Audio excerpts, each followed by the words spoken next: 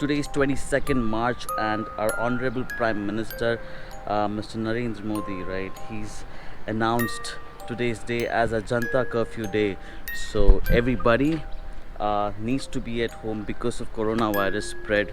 This kind of initiative will make sure that the virus does not spread anymore. And today is the first time ever in my life. I'm 30 years old. In past 30 years, I've not seen the streets of Mumbai so empty.